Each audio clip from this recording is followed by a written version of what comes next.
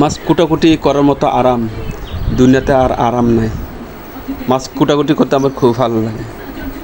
এইটা একটা ধৈর্যের বিষয়, খুব ধৈর্য লাগে মাছ কুটাকুটি করতে।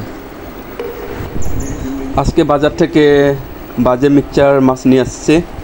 তার মধ্যে আছে বাইলা মাছ, তারাবাইম মাছ। তারাবাইম মাছ কুটাকুটি করতে খুব সমস্যা, কারণ ছাই না থাকলে এটা খুব ডিফিকাল্ট। যাই হোক, যেহেতু আমি মাছ কুটাকুটি করতে করতে আমার অভ্যাস হয়ে গেছে, তেমন বেশি আর এটা আমার কষ্ট মনে হয় না, আর বোরিংও মনে হয় না। আমার কাছে খুবই ভালো লাগে। যেহেতু আমি কন্টেন্ট তৈরি করি, সেহেতু আমার গিন্নিও একটু আরামে আছে। আমি এই কারণে বললাম, কারণ এই গুঁড়া মাছগুলো কুটাকুটি করতো আগে ওরাই করতো, এখন আমি নিজেই করতেছি কন্টেন্টের জন্য। মাছ কুটা আসলে আমার কাছে ভীষণ ভালো লাগে। এটা হলো গুঁড়া মাছও হোক, তার বড় মাছও হোক, আমি বাসায় নিয়ে আসি। মাছ কুটাকুটি করি, আমি অন্যরকম একটু আনন্দ উপভোগ করি, আমার কাছে ভালো লাগে। মিষ্টি কুমড়া আমার কাছে খুবই ভালো লাগে। এই কারণে ভালো লাগে কারণ আমার কাছে খুবই ফেভারিট। কারণ মিষ্টি কুমড়ায় শরীর রোগ প্রতিরোধ কার্যকর করে। মিষ্টি কুমড়া হাই প্রেসার কমায়, চোখ ভালো রাখে, ডায়াবেটিসের উপকারী, বয়সের চাপ কমায়।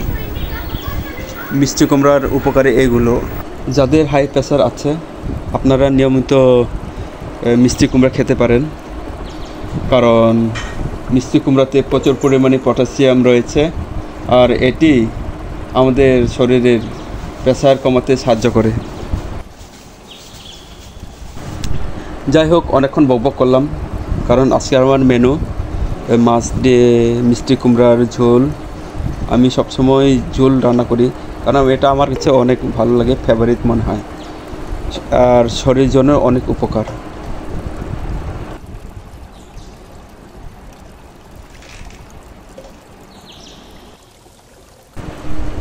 বাটা মশলা আমার কাছে সেই ফেভারিট, সেই ভালো লাগে, কারণ বাটা মশলার মতো আর মশলাই আমার কাছে মনে হয় না।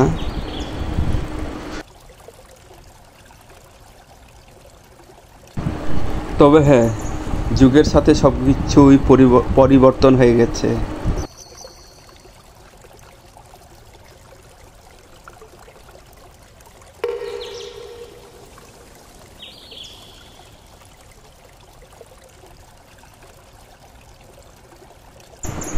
আমি এখানে নিয়েছি রসুন বাটা, কারণ আমি মুরগির টকে পাকানো অনেকগুলো রসুন নিয়েছি। আর এখানে নিয়েছি আদা বাটা, আর এখানে নিয়েছি পেঁয়াজ আর কাঁচা লঙ্কা।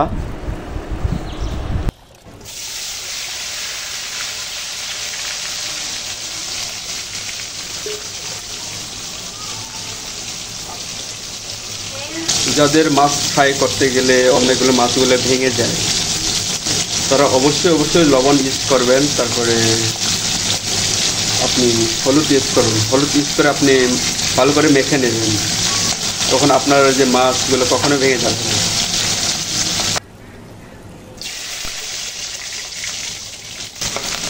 পেঁয়াজ, রসুন যেগুলো বেটেছিলাম, আদা, হলুদ,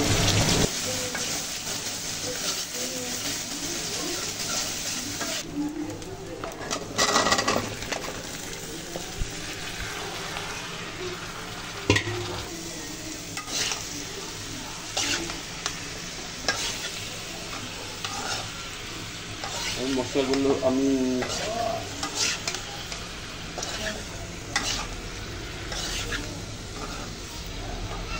এইভাবে নেড়ে দিয়েছি যেন মশলাগুলো ভালো করে যেন এড হয়ে যায়।